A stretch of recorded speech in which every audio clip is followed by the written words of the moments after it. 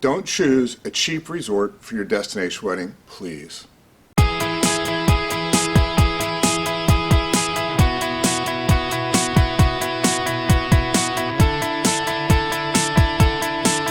Hi, this is Jack with Vacation News, and I want to talk to you something that I'm hearing more and more about is I get a call from a bride or groom, or I get an email, and the first thing they say to me is, can you help us find a cheap resort for our destination wedding? And it really drives me crazy because there's a difference between a cheap resort and a great opportunity on a price on a resort. So the one thing I've always told people is we don't book cheap resorts. Now the key is here, there is a difference between inexpensive and cheap. So price, we can look at something, if you give us a range of the price you're looking for, we can find something. But cheap to me is a denotation of quality, not price. So let's talk about some reasons why you should not book a cheap resort for your destination wedding. And my first reason why you should not book a cheap resort for your destination wedding is this. You are obligating your friends and family to go on a vacation that they weren't planning at a place that you're picking for them. And ultimately, if you pick a resort that is cheap, but in my mind poor quality, they are going to hate it. Next thing you know, you're going to hear all the scuttlebutt is, I went to so-and-so's wedding and it was terrible. No, the wedding ceremony was not terrible, but the resort was terrible, and it just gets blown out of context. So my advice to you is, do not skimp and try to find a cheap resort. Again, work with a budget, a realistic budget of what the 4-night stay is going to be, and then we can find different quality of resorts in that range, but we want to make sure when you're planning a vacation for your friends and family attending your wedding, you do not pick a poor quality resort. Reason number 2 is poor quality or cheap resorts tend to have poor quality and mediocre food and beverage. If you're going to be at the resort with your friends and family for 3, 4, 5, 6 days, we want them to enjoy the food. And what I have found over the years of traveling to all-inclusive resorts of lower quality, and I typically will not go to them and stay, but every now and then someone will say to me, hey Jack, we'd like you to work with our resort, come on over there. The first thing I do is I look at the food and the beverage. I go to the bars and I see what are the brands at the bars. And if I have no idea what they are, it's right off my list to start with. So that's what we're typically seeing is the food quality is low and the brands at the bars are lower. And even take it a step further is some of the cheap resorts or lower quality resorts will have 4 to 6 restaurants for you to choose from. And that's what they'll tell you.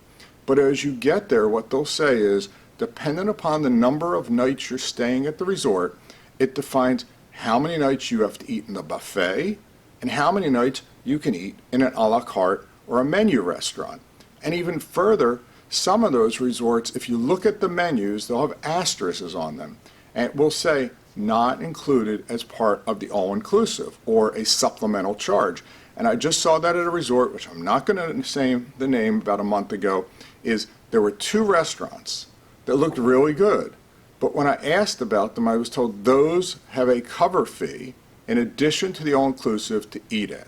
And I thought that's crazy because they're basically the same as other resorts that I like.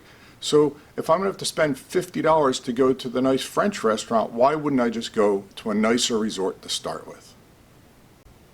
My third reason is service. What I have seen of doing site inspections and talking to people about these lower quality resorts is the level of service is much lower. It is hard to find staff to help you. And I think that's something going to an all-inclusive resort, that if you pick the right resort, it's part of the experience of people asking you if they can bring you anything, having room service and things of that nature. And what we're seeing is the lower quality resorts, in order to get to the price where they are taking things away, such as a lot of staff members, room service, slippers in the bed, or slippers in the bedrooms, and even robes. Reason number 4 may sound crazy, but it's towels by the pool and the beach. So if you're at a resort, and I'll just give you some names that are like Dreams, Royalton, Hard Rock, Palace, Beaches, Sandals, Secrets, Eldorados, Generations. These are just some of the resorts that we like to work with. If I want a towel, I go down to the pool and usually a box of towels or there's someone giving out towels. And if I want to put one behind my head, one on my chair, one under my knees, and one when I come out of the water, 4 towels, no problem. I just get my towels. Some of the cheap resorts will provide you upon check-in a towel card.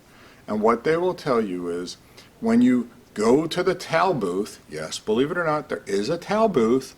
You go to the towel booth, you give them a card, they will give you a towel.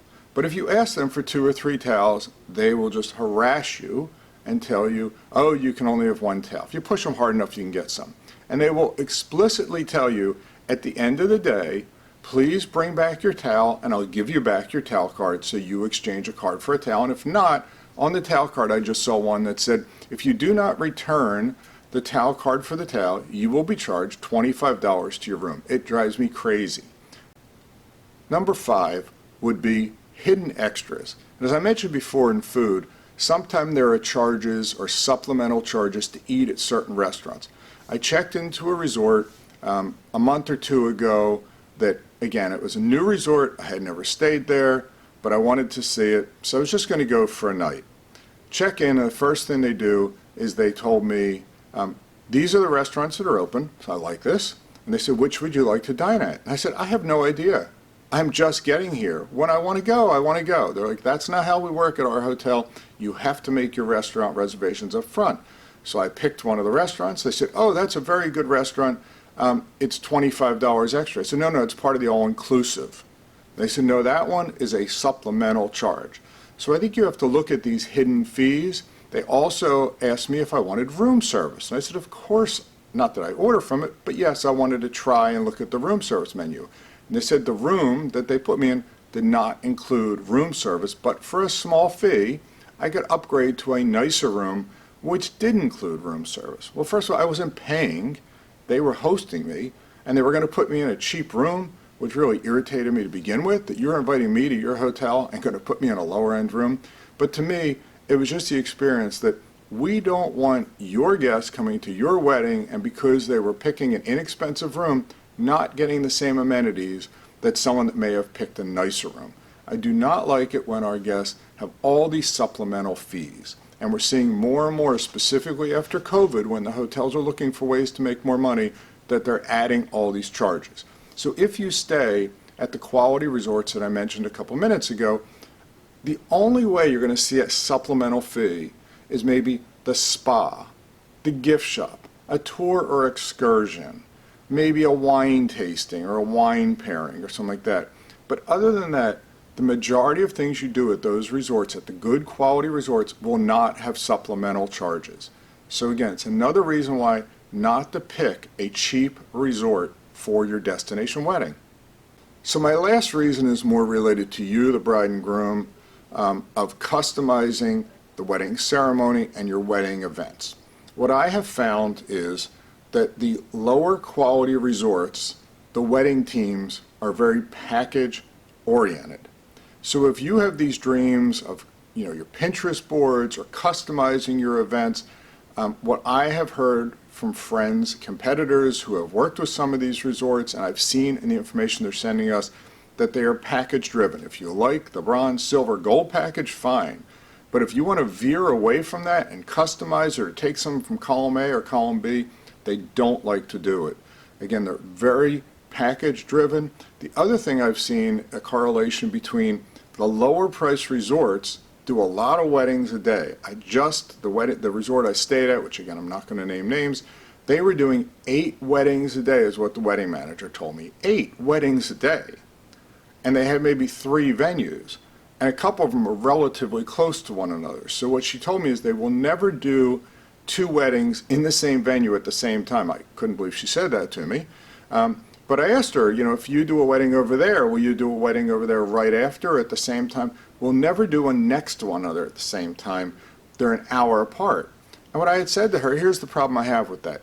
Let's say you have a wedding at 9 o'clock in the morning or a wedding at 5 in the evening. Your guests get there a little early. Now the venue, which I saw, which is 100 feet away from your venue, has a wedding going on. So as your guests are coming to your wedding, there's another wedding next to you 100 feet away.